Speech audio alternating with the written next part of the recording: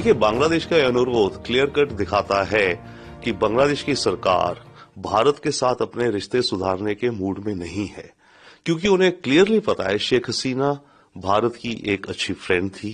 जब तख्ता पलट हुआ बांग्लादेश में, भारत ने उसको शरण दी है और हम उसको वापस बांग्लादेश में भेजने के लिए अभी तो तैयार नहीं होंगे, क्योंकि जब हमें दिखता है कि वहां के कोर्ट्स और जैसा माहौल चल रहा है उस देश में, अपने ओपोनेंट्स को जिस तरह से दबाया जा रहा है, कुचला जा रहा है, तो हम शेख हसीना को एक्स्ट्राडाइट तो करेंगे नहीं। ऐसे में बांग्लादेश के अंदर भारत के खिलाफ और मोमेंटम बनेगा एंटी इंडिया कि देखिए, इंडिया हमारे साथ कोऑपरेट नहीं कर रही है, शेख हसीना को वापस नहीं भेज रही है। तो ये एक और कहें तो इरिटेंट पैदा कर दिया है बांग्लादेश की सरकार ने भारत के साथ अपने रिश्तों में। तो ये इंडिकेट करता है कि बांग्लादेश की सरकार की मंशा नहीं है भारत से रिश्ते अच्छे करने की। अगर उनकी मंशा ठीक होती तो वो ये कदम ना उठाते भारत को लेकर के। सर, इस पर ये व्यू किया गया है। देखिए, कारण तो इसका ये है कि वहां पर जो इंटरनेशनल क्राइम ट्रिब्यूनल है बांग्लादेश में 2011 या 12 में बना था, वहां पर इस समय की जो सरकार है उसने शेख हसीना के खिलाफ केसेस डाले हुए हैं, जेनोसाइड का, क्राइम्स अगेंस्ट ह्यूमैनिटी का, किडनैपिंग्स का, और यस, कुछ केसेस में शेख हसीना की सरकार ने बड़ी गुंडागर्दी भी करी है। परंतु अब ये जो सरकार फिलहाल आई है, इसने उन केसेस को लेके या बढ़ा चढ़ा करके कोर्ट में केस चला रहे हैं शेख हसीना और इसके काफी मंत्रियों के खिलाफ भी। अब वो केस आगे बढ़ना है तो कोर्ट ने बोला अपनी होम मिनिस्ट्री को बांग्लादेश में कि हमें शेख हसीना की पेशी यहां चाहिए। तो बांग्लादेश की होम मिनिस्ट्री ने अपनी फॉरेन मिनिस्ट्री को बोला कि शेख हसीना की प्रेजेंस चाहिए, और उनकी फॉरेन मिनिस्ट्री ने भारत को ये चिट्ठी पकड़ा दी। इंडिकेट ये करता है कि बांग्लादेश की सरकार अगर भारत से अच्छे रिश्ते चाहती वो ये कदम ना उठाती, क्योंकि उसे क्लियरली पता है शेख हसीना भारत की अच्छी फ्रेंड रही है और भारत इतनी जल्दी और खासकर इन हालातों में शेख हसीना के साथ दगा नहीं करेगा।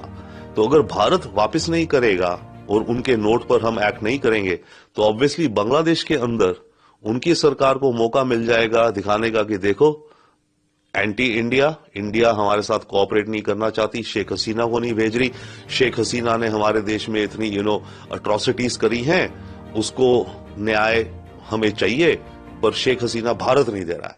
तो एक और एलिमेंट बन जाएगा बड़ा strong anti India inside Bangladesh. इसके भारत और बांग्लादेश, देखिए, इसका प्रभाव तो क्लियर कट यही पड़ेगा ना। तो हमारे डिप्लोमेट्स और हमारी फॉरेन मिनिस्ट्री भी तो समझ रही है कि बांग्लादेश को क्या जरूरत पड़ी थी ये चिट्ठी भेजने की। ठीक है, अब अगर बांग्लादेश ये चिट्ठी भेज रहा है, इसका मतलब मामलों को ज्यादा गड़बड़ाना चाहता है या मामलों की वो परवाह नहीं कर रहा है एक तरह से, या इंडिया को वो एक बुरी नजर में दिखाना चाहता है। तो जब हमें इस तरह का इंडिकेशन मिल रहा है बांग्लादेश से, तो ऑब्वियस है कि आने वाले कुछ वक्त में, एटलीस्ट नियर फ्यूचर में, हम भी बांग्लादेश के साथ कोऑपरेशन कम करेंगे। हालांकि हम कहेंगे कि हम आपके साथ बिल्कुल वर्क करेंगे, वर्किंग रिलेशनशिप, डिप्लोमेटिक, बट हमारा मन खट्टा होता जा रहा है। सर, आपके हिसाब से क्या? देखिए, शेख हसीना फिलहाल जो हमें पता है, जो मुझे पता है, फिलहाल भारत में रह रही हैं, और वो कब तक रहेंगी ये मुझे अंदाजा नहीं है, बट अभी रह रही है तो वो रहती रहेंगी। अब कब तक रहेंगी ये कह नहीं सकते। जब वो शुरू में आई थी तो था कि 1-2 दिन बाद वो शायद दुबई चली जाएंगी या लंदन चली जाएंगी या फिनलैंड चली जाएंगी, राइट? वो कुछ हुआ नहीं। अब उसके बाद मेरे ख्याल से इनकी बांग्लादेश की सरकार ने इनका पासपोर्ट भी रद्द कर दिया है, राइट? डिप्लोमेटिक तो रद्द करा, नॉर्मल भी रद्द कर दिया है। तो एक तरह से शेख हसीना ट्रैवल नहीं कर सकती, क्योंकि बिना पासपोर्ट के वो दिल्ली में किसी एम्बेसी में जाकर के वीजा का भी अप्लाई नहीं कर सकती।